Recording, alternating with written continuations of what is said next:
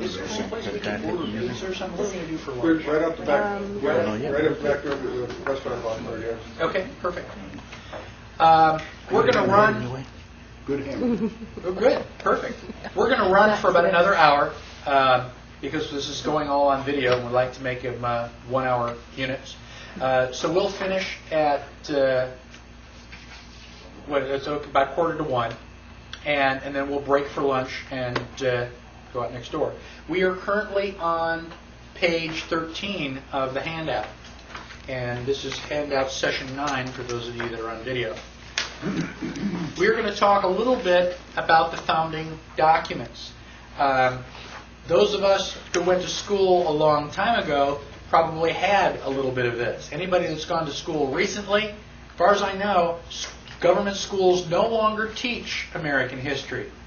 We don't want you to know your rights. You might be able to defend them.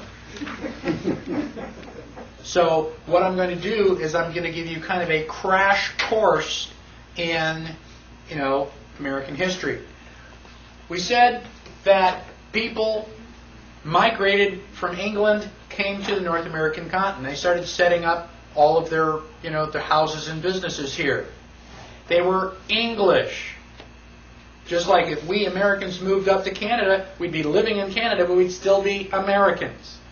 You're just living someplace else. So they were under English rule, and they were proud to be English. Eventually, the king started, laying and collecting taxes. Why was the king registering all these taxes? Because England was at war. Who was England at war with? Anybody remember? France and Spain. So the king is in England and he's fighting France and Spain. And he's got to raise money for his army. So he's like, wow, I got all this land that I own in North America. I'll just lay taxes on the people over there.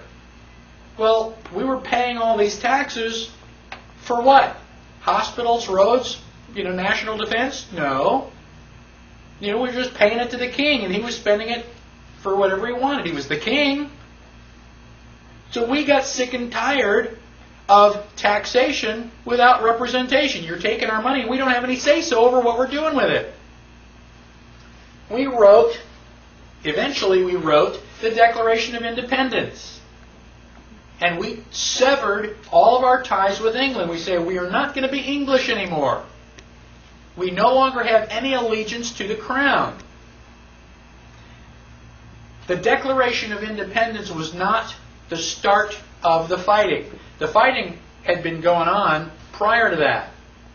In fact, in 1775, the British soldiers came to Lexington and Concord to take all of our guns. Why? Well, gosh, you can't resist if you've got guns. That's why we want to collect them all.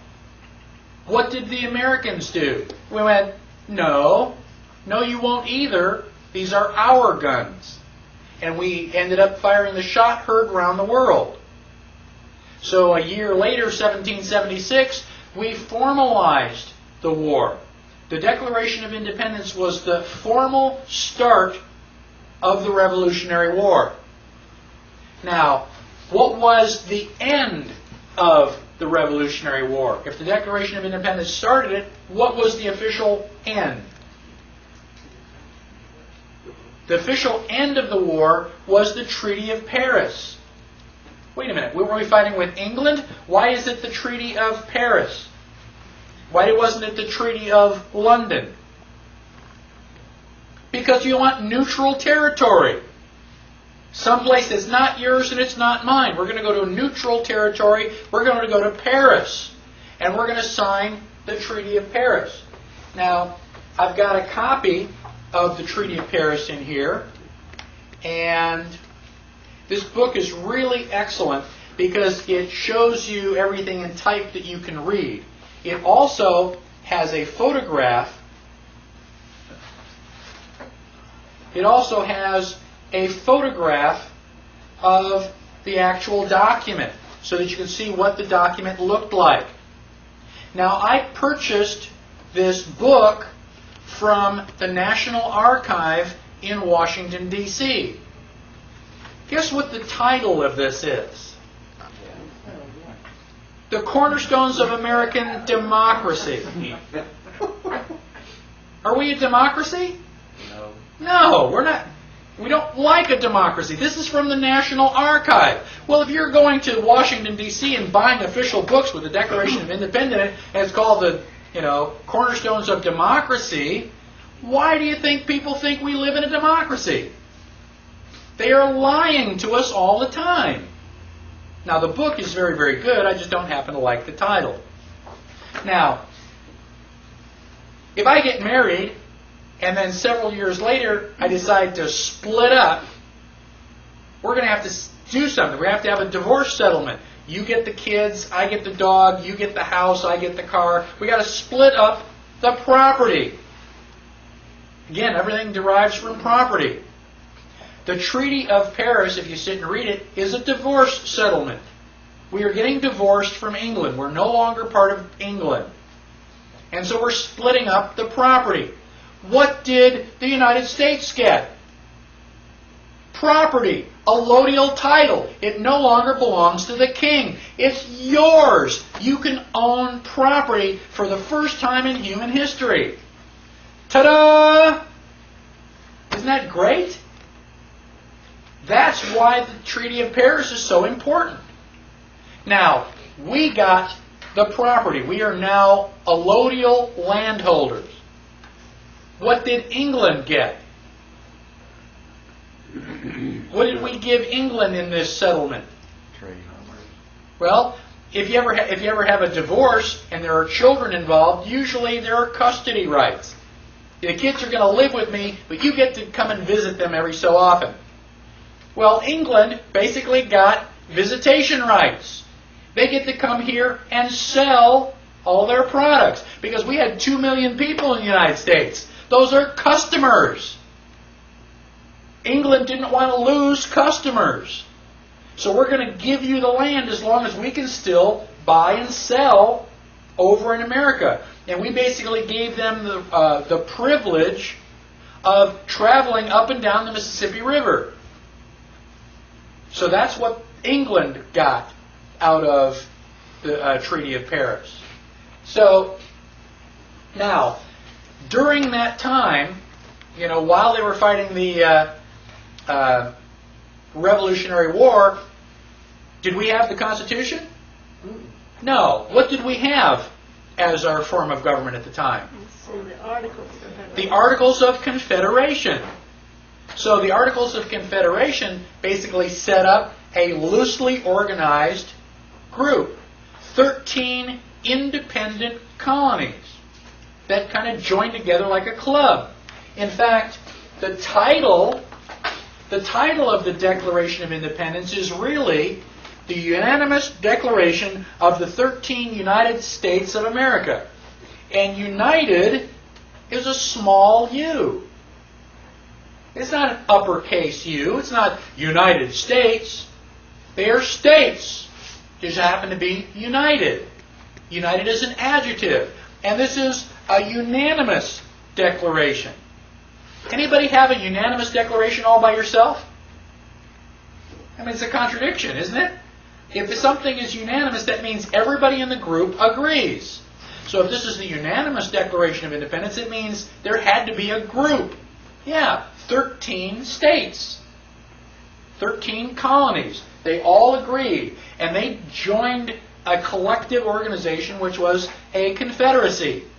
And the Articles of Confederation were really like the first Constitution. Now, we did not win the American Revolution. We were not really strong and tough and just kicked butt. Didn't happen. George Washington won 2 battles out of all of it. He was constantly running away. He was retreating.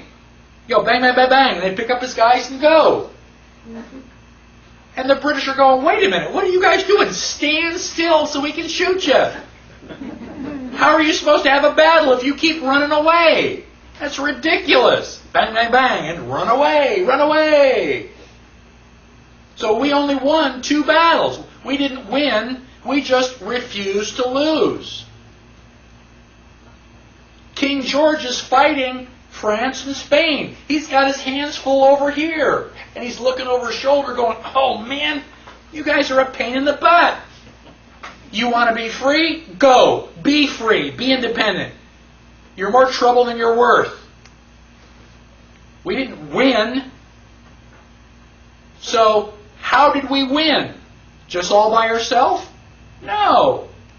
Somebody was loaning us money. Who do you think would loan us money? You think maybe France and Spain?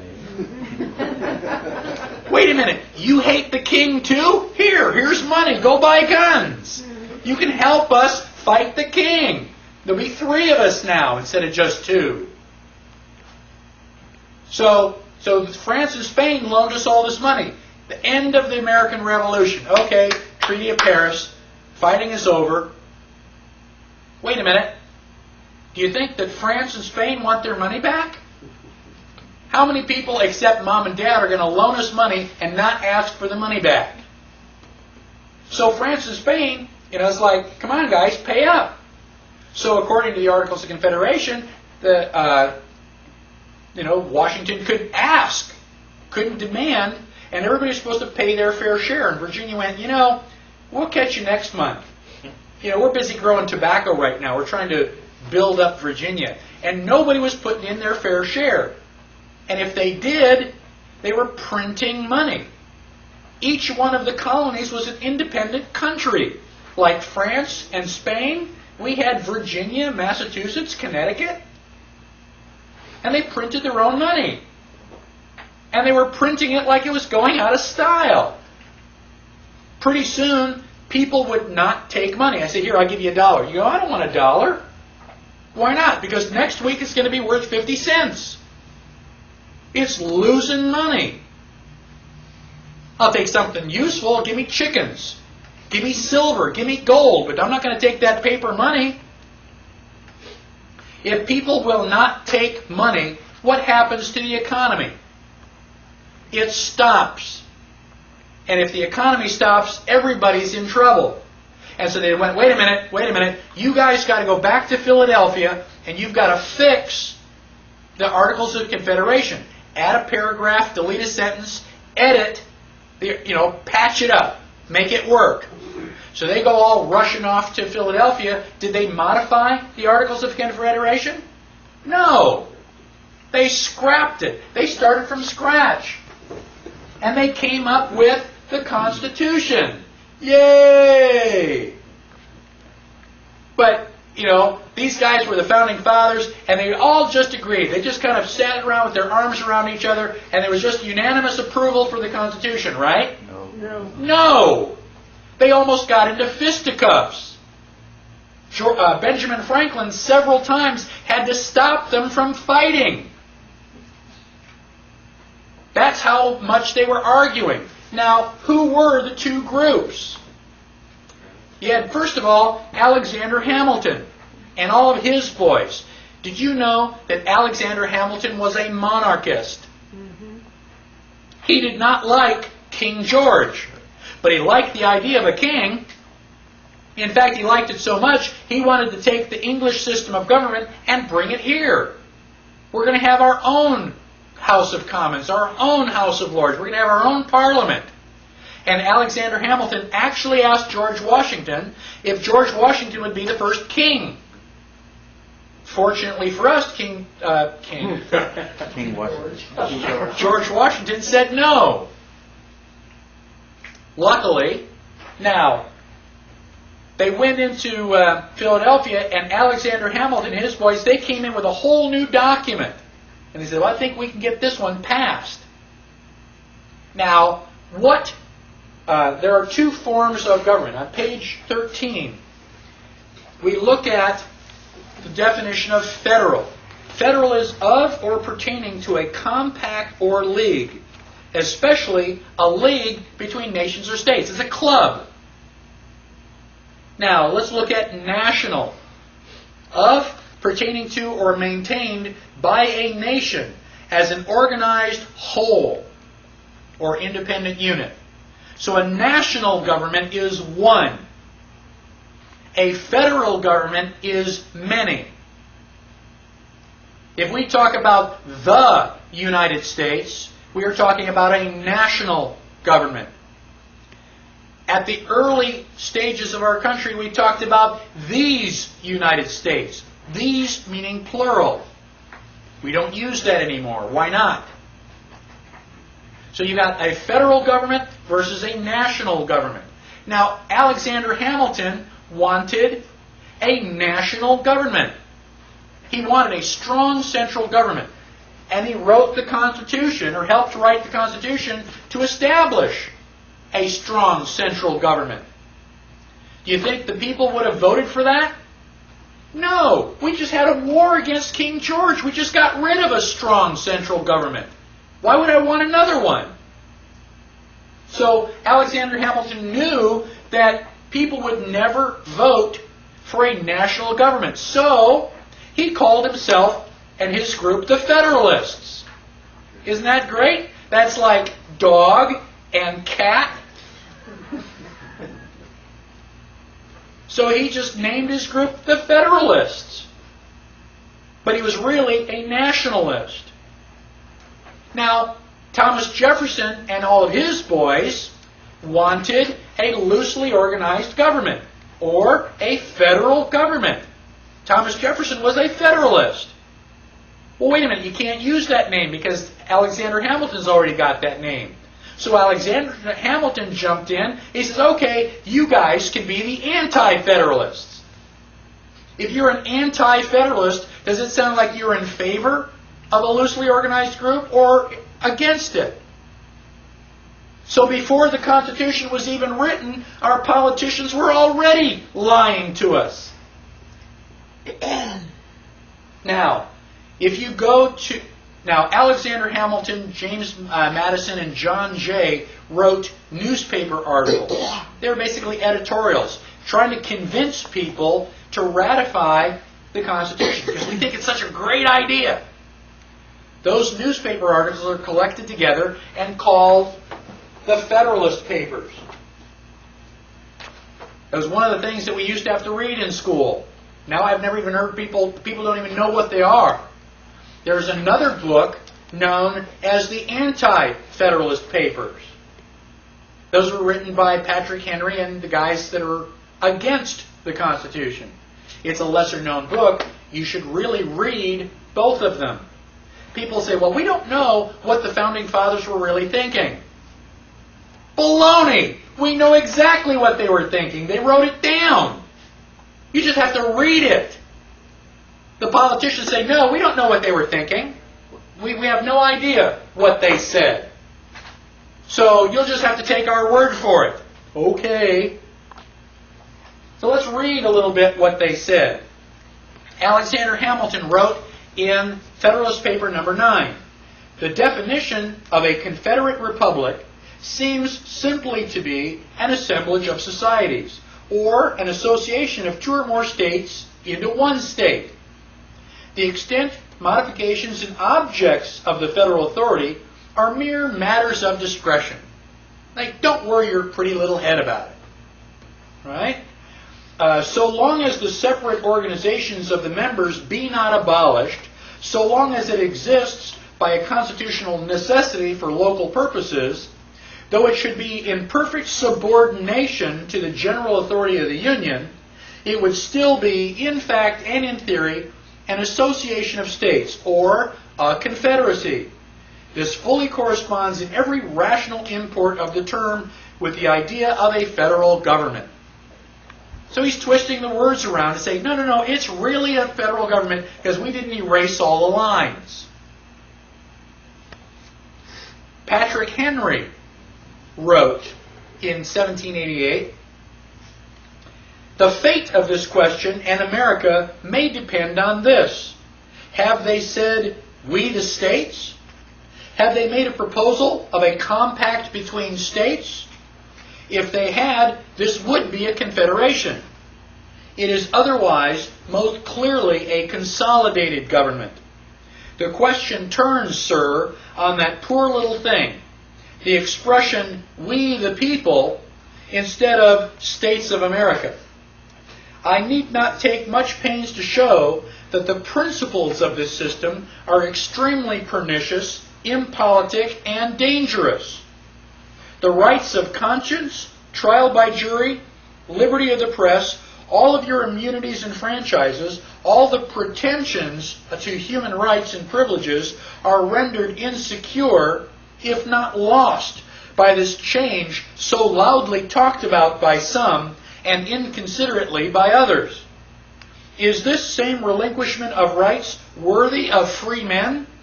Is it worthy of that manly fortitude that ought to characterize Republicans? It is said 8 states have adopted this plan. I declare that if 12 states and a half had adopted it, I would, with manly firmness, and in spite of an erring world, reject it.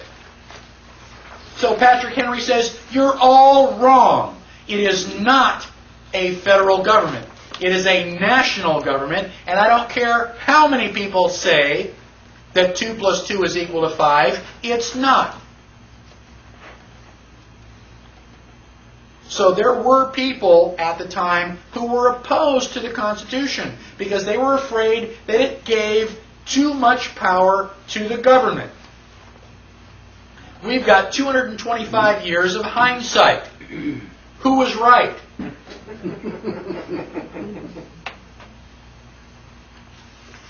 Now, the Constitution was written as a response to all this printed money. When you print money, you cause inflation. When you cause inflation, people will not accept the currency. If people do not accept the currency, the economy stops. And if the economy stops, everybody is hurt. And so they said, go to Washington and create something, fix the Articles of Confederation. They didn't. They replaced it. Started from scratch with the Constitution. It was signed on September 17th, 1787. All right? We're very, very close to September 17th, Constitution Day. What are you doing for Constitution Day to, celebrate that document? Right? Or possibly to announce how bad that document is. The Constitution is a wonderful document, but it has some terrible flaws in it. If you don't read the document, you don't know what the flaws are. Now, the Constitution had to go out and had to be ratified. Why? Because they didn't have authorization to do that. They had to get permission from the people. And so the states, the 13 colonies, had to ratify it. How many colonies had to ratify it before it became the supreme law of the land? 9. The Articles of Confederation said it had to be unanimous. You think they would have been able to be unanimous? No. So Alexander Hamilton said, we got to get away with less. We'll do it for 9. And then just kind of force everybody into it. Now, eventually, all 13 states did ratify it. But only 9 were required. Now, when we ratified the Constitution, that was 2 years later, in 1789. 1789 was the same year that we wrote the Bill of Rights. Well, why did we write a Bill of Rights? Wasn't the Constitution good enough? No. They were afraid that the Constitution gave too many powers to the federal government. We wanted protection from the government. We wanted a Bill of Rights. We wanted further limitations on the government. All right? So the Bill of Rights was written in 1789 and ratified 2 years later in 1791. So everybody remembers 1776. Add 11 and you've got 1789, which was the 87. 1787 is when the Constitution was signed. 2 years later, in 89, it was ratified, and the Bill of Rights was written, and the Bill of Rights was ratified 2 years after that in 1791. Right? So 11, 2, and 2.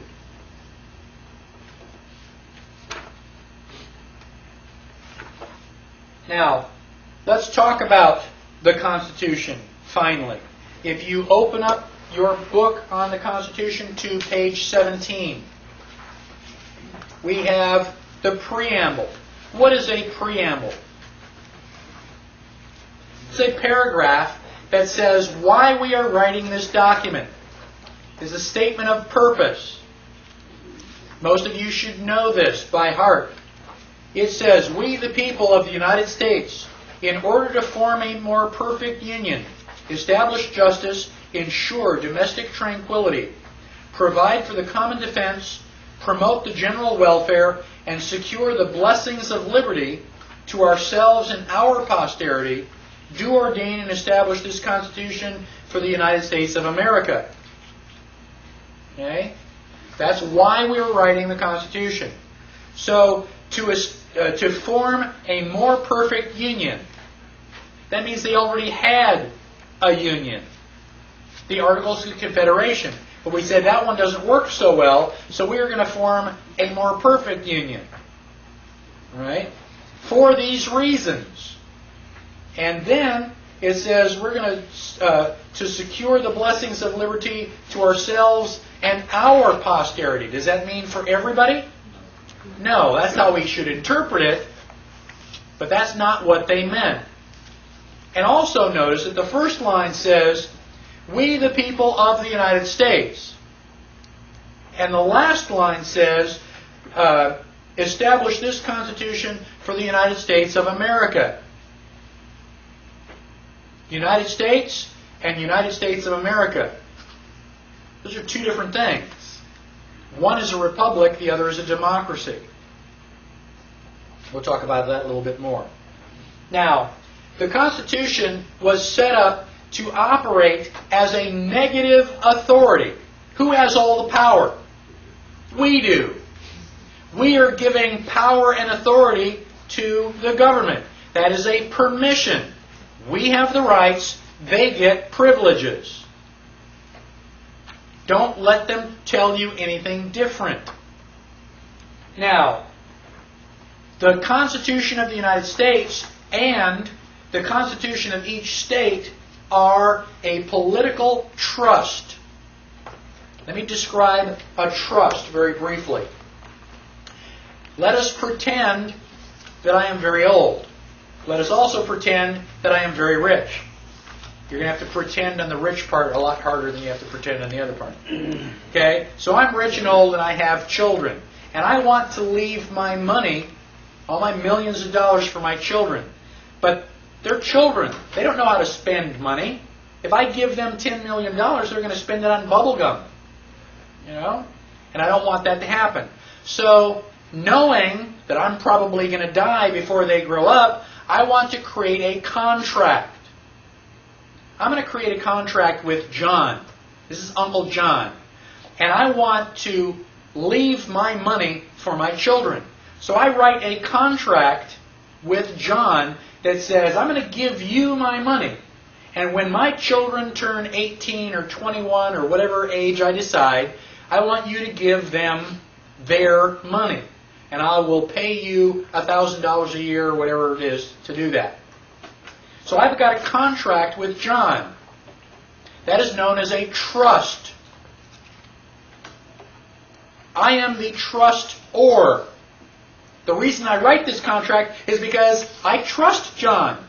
I don't think he's going to, take advantage of me. Because I'm not going to be here to make sure. John is the trustee. He's the person that I'm putting my trust in. Now, who does the money belong to? John?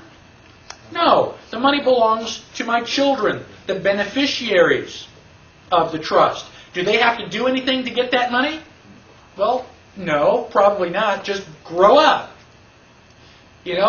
If I've got a son that's a real bum, maybe I'll say that he's got to get married before he gets the money. But I can write that into the contract. And so if my son turns 21 and he's not married, can John give my son the money? No, that would be a breach of contract. John has a fiduciary responsibility to execute that contract as I wrote it. The Constitution is a political trust. Who wrote the trust? The Founding Fathers. What did they want to give us? Money? No. Liberty and security. They fought for it, they had it, and they wanted to make sure they transfer it to their posterity. So what did they do? They wrote up a trust, a contract, with a group of people who are the trustees. Who are the trustees of this contract? Government. Anybody who goes into office. Why do they take an oath of office to solemnly swear to uphold and defend the Constitution?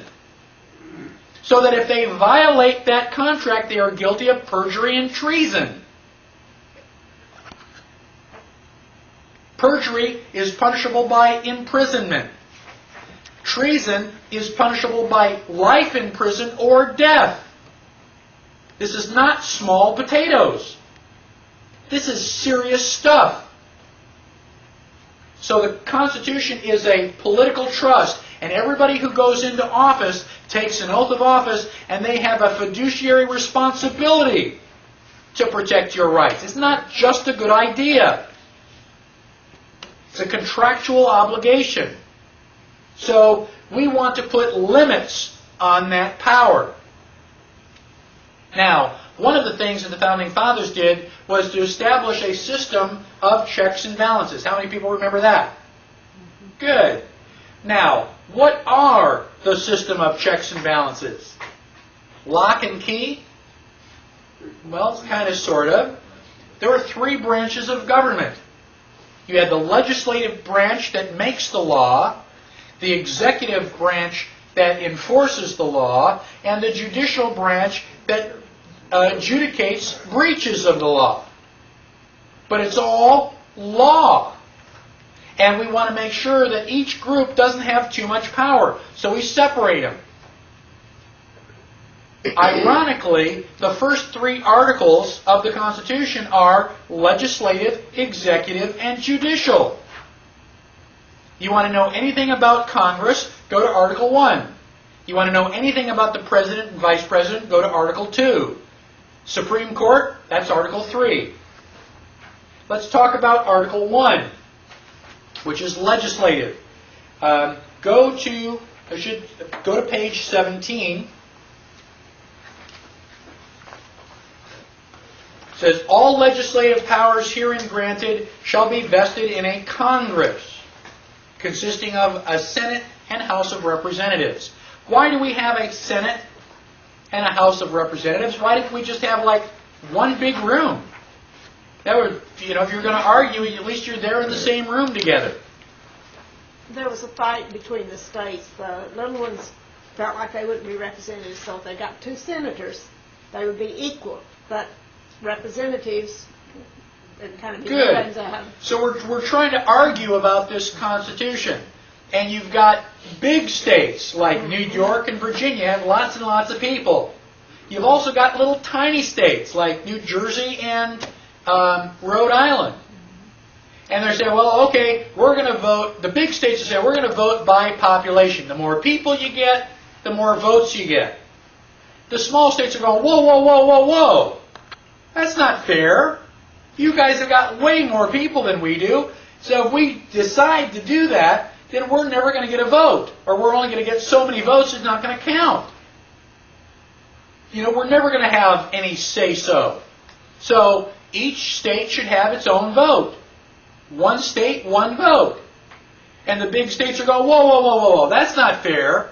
You guys have only got, 20 people. So if you guys vote, then everybody in Virginia is supposed to go the way that in Virginia or New Jersey goes? That doesn't sound fair. This was the biggest argument in the entire thing, is how they were going to vote. It ended up being the Great Compromise. You're not going to do it that way. We're not going to do it this way. We're going to do it both ways. The House of Representatives currently has 435 members. The number of representatives that you have depends on how many people you have. That makes the big states happy. The Senate was originally going to have one. They decided to have two just in case somebody got sick. Every state gets 2 senators. That way, whether you're New Jersey or Texas, you still get 2. Everybody's got the same vote.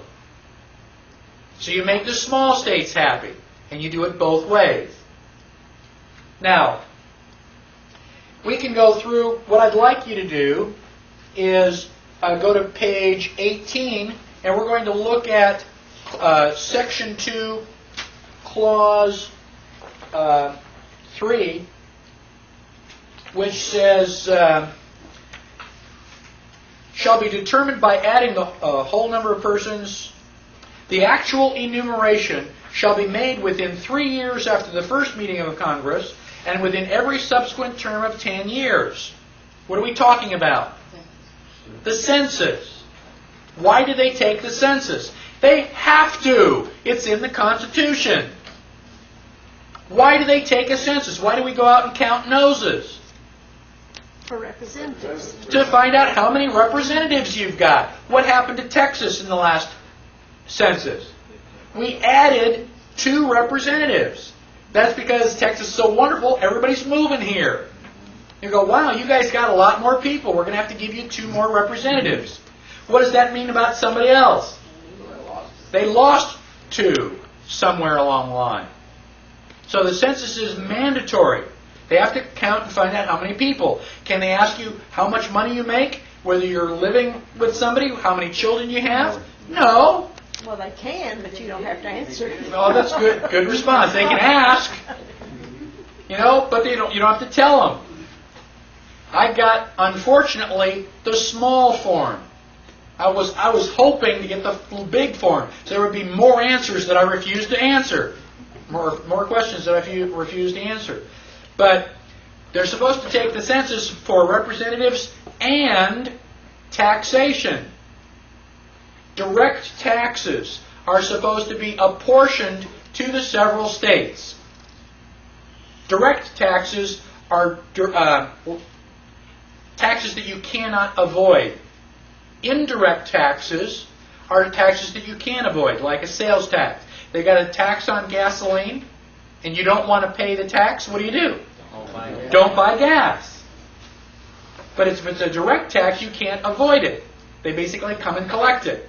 Well, a direct tax cannot go directly to the people. It is apportioned to the several states.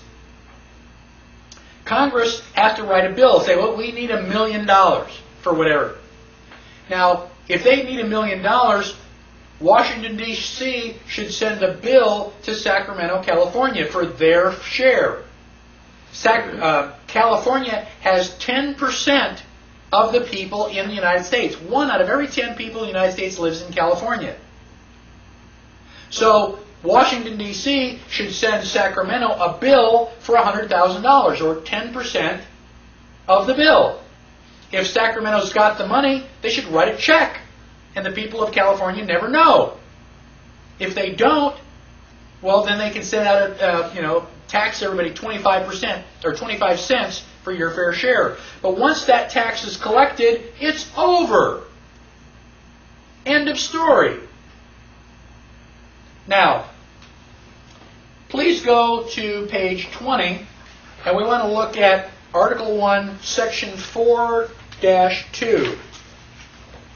The sections are labeled in your book. The clauses are not. So when you get to a clause, you just have to count paragraphs.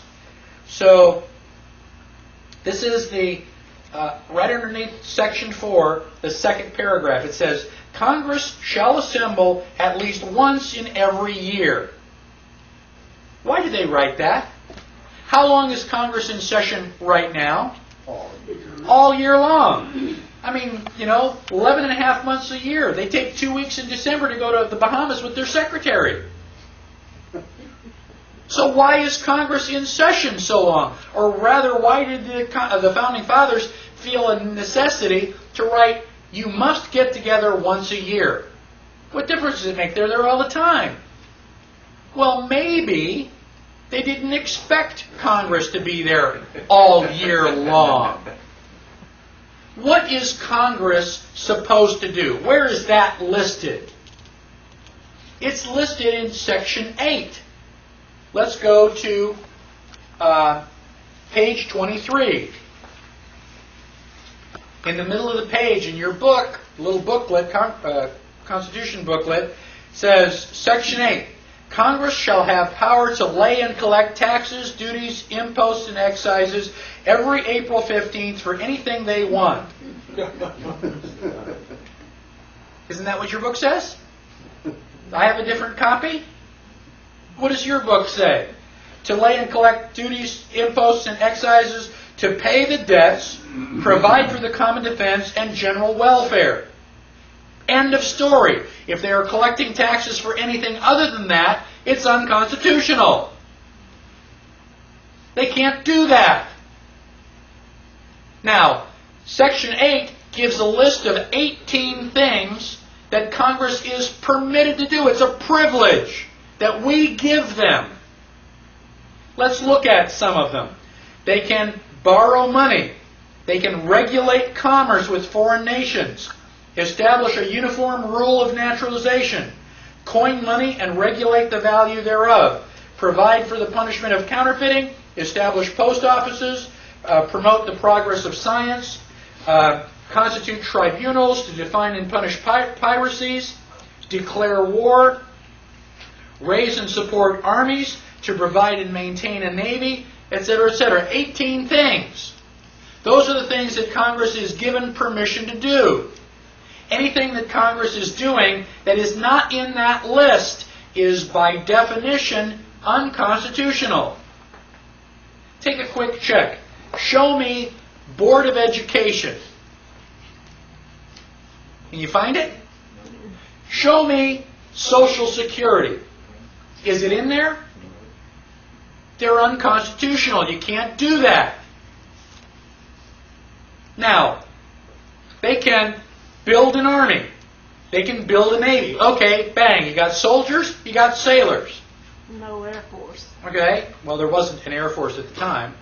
When they say and general welfare of the United States, is that where they come back and say, here's education, Okay. here's my... What is general welfare? General welfare means that it's got to be good for everybody. For the general population. That's the things that they specify, Michael, like the patent office and the trademark office. Those are the items of general welfare. They're That's right. enumerated specifically. Now, handouts for food stamps or free housing and all that, is that general welfare? No, not unless everybody gets it. That is not general welfare, that is specific welfare. And that's where they've twisted these words around. What about public education?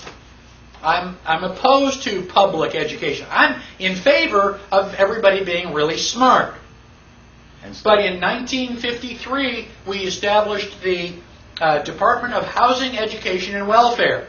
During the 1950s, students in the United States were #1 in math and science. Russia was a distant #2. We were so far in first place that we didn't even have to worry about it.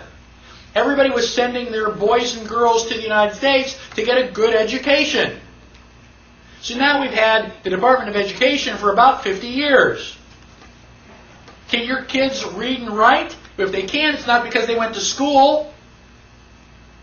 Currently, United States students are 21 on a nationwide or worldwide scale.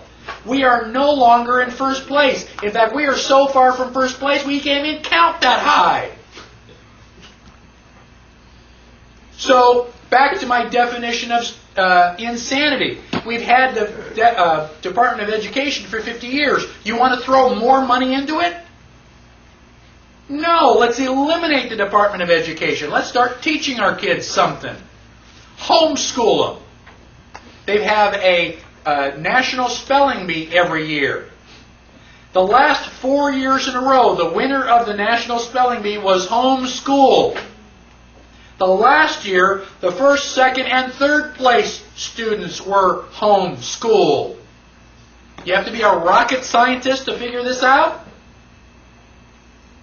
Your kids are going to school and coming back stupid. Take them out of school so they learn something. Congress is supposed to create an army. They did. They're supposed to create a navy. They did. What are they going to do next year? Well, you don't have to create an army. You've already got one. You don't have to create a navy again, so you can cross those two off the list. You're supposed to create post offices. Well, okay, we did. Maybe this year we got one more. Okay, we've got it. Now what? Well, there's not much else they're supposed to do. Go home! That's why the Founding Fathers put in that article about you've got to get together at least once a year. How often do we elect our representatives? Every other year. The Founding Fathers were paranoid that we were going to go to Washington, get elected, have a big celebration, and then go home and never come back. They don't want the ship of state traveling without somebody checking in, and so they say you got to check in at least once a year. That all by itself gives you a strong clue that Congress is doing more than they're supposed to. Go home.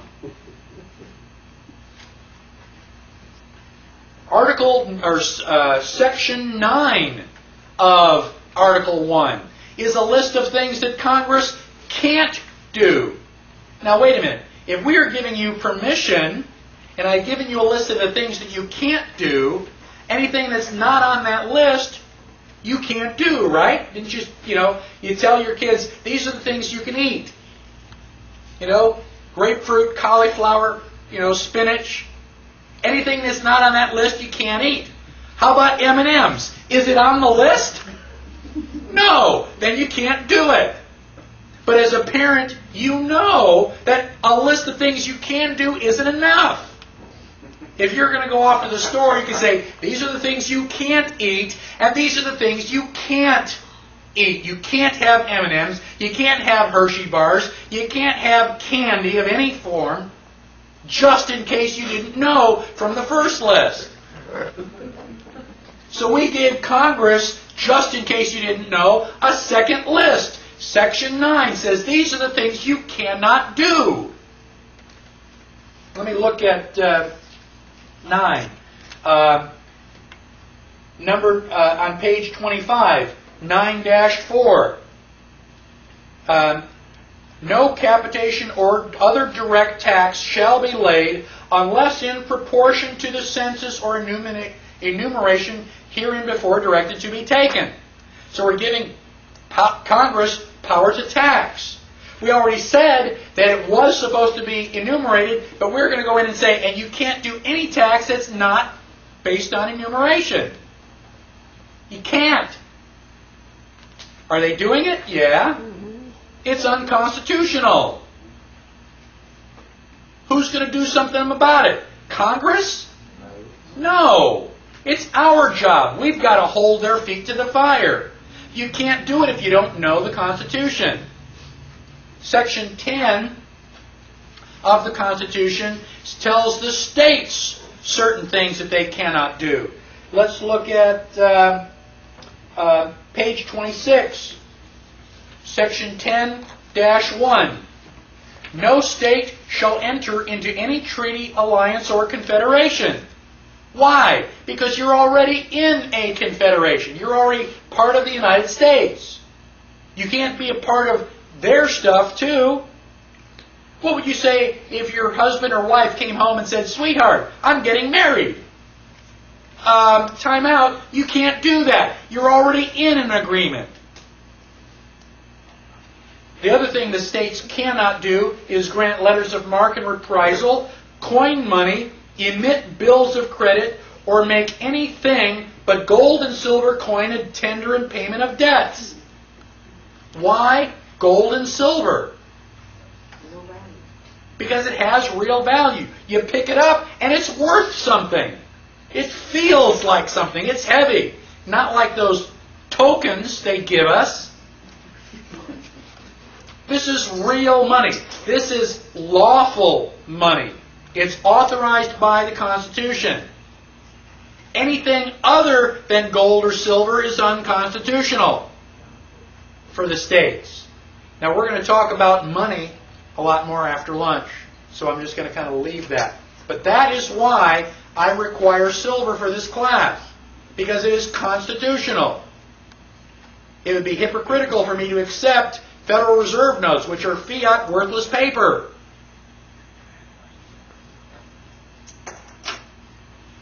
So, Article 1 tells you everything that you need to know about Congress. It gives them a list of things that they are allowed to do.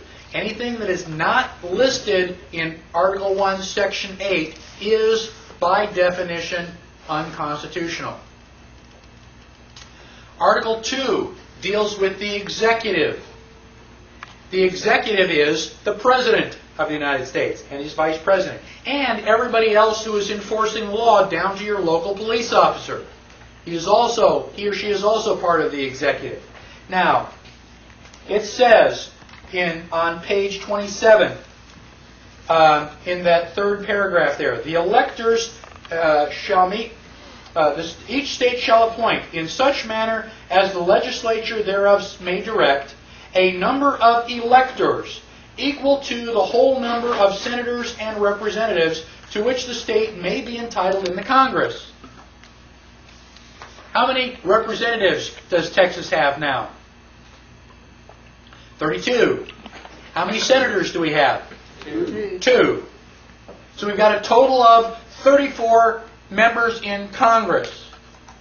Now, the state legislature can elect as many. So we've got 34 over here in Congress. We're going to create another 34 people. These are electors. What are they going to do? They are going to elect the president. This is your electoral college. It's not the senators and representatives that are voting, but the same number. We've got 535 people in Congress and 535 different people in the Electoral College. They are the ones to get the vote. Have you ever seen them on TV? Yes. During the last election down in Florida, when we had this big brouhaha, they finally showed members of the Electoral College. They had like 32 people in Florida who were dropping their ballots in the box. Now, if the people get to vote for the president directly, what does that make the United States? A democracy. Do you want a democracy? No. So the Founding Fathers set up a system to basically say, these people are going to take, the feel of the country, or the feel of the state. Now, if you are an elector, you're supposed to say, okay, all of my group is Republican. And you're supposed to take that into account. And probably 9 times out of 10, you're going to vote Republican because all the people that you represent are Republican. But what if it's 50-50? 50% Democratic, 50% Republican. Now who do you vote for? Your choice. Your choice. Now, if you get 90% Republican, can you vote Democratic? Yes. Yes. It's your choice. You're supposed to do what you think is the smart thing to do.